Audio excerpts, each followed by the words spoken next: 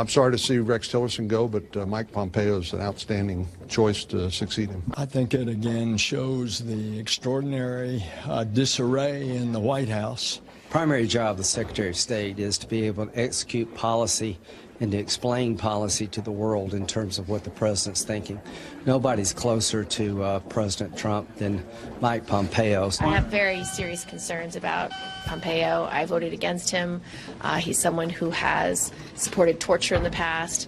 I do not think he's the type of leader we need for the Secretary of State. I have not been happy with his job as CIA director.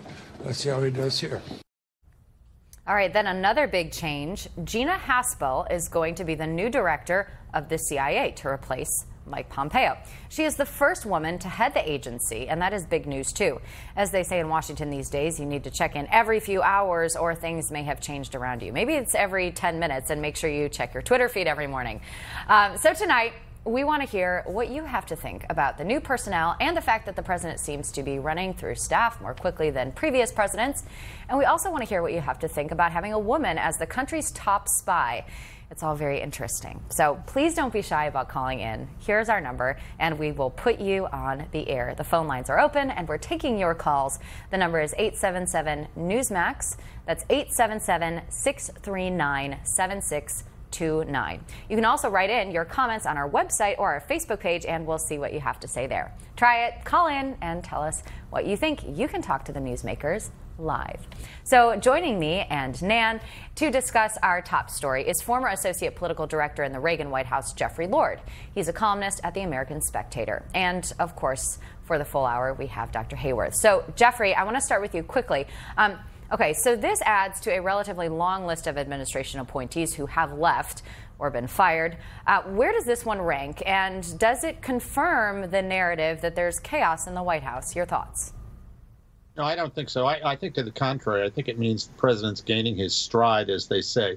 I did serve in the Reagan administration, and I well remember that General Alexander Haig, who was a distinguished general, had been the White House chief of staff under Richard Nixon, was appointed Secretary of State by President Reagan.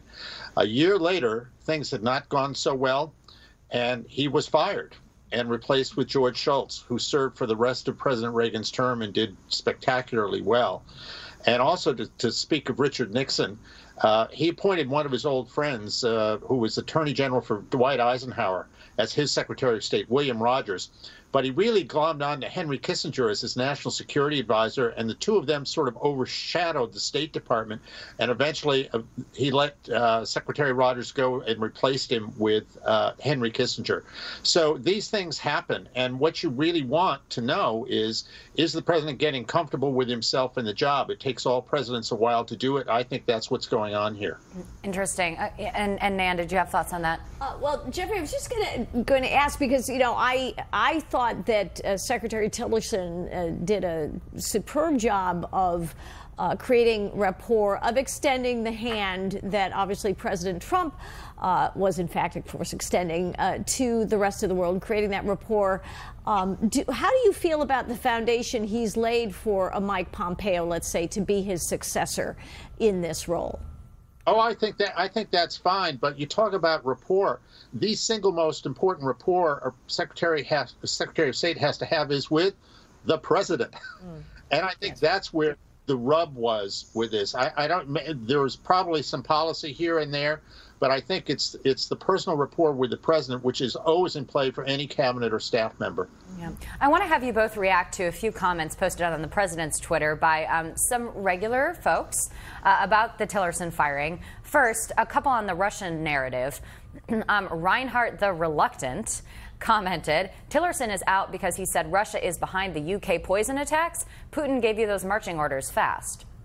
And someone called Independent Lefty wrote, warning to the Trump administration, never ever speak out against Mother Russia. Ever. Trump is Putin's puppet.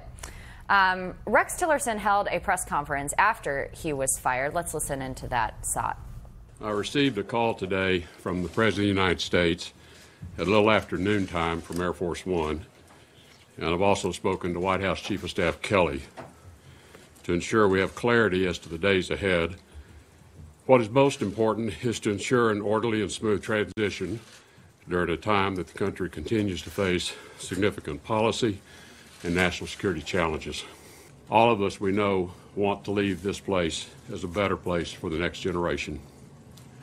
I'll now return to private life as a private citizen, as a proud American, proud of the opportunity I've had to serve my country.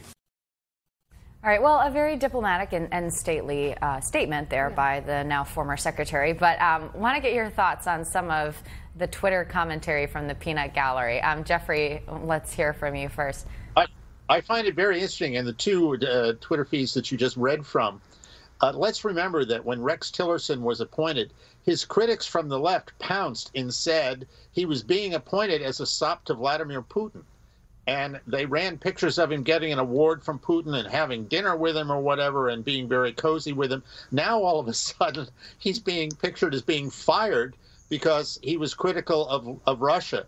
I just think that there's a little politics involved with all of this. Yeah.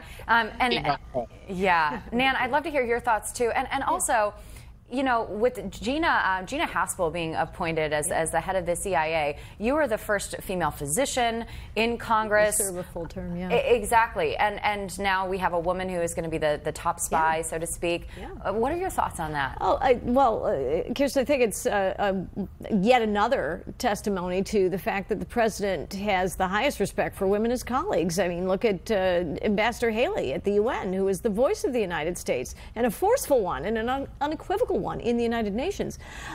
So I think that having Gina Haspel, who is a 30-plus year veteran of the CIA, has served as deputy director under Mike Pompeo's leadership, is really a great choice for continuity and also, yes, to bring in the diversity of talents that the president clearly embraces. It's a great thing for our country.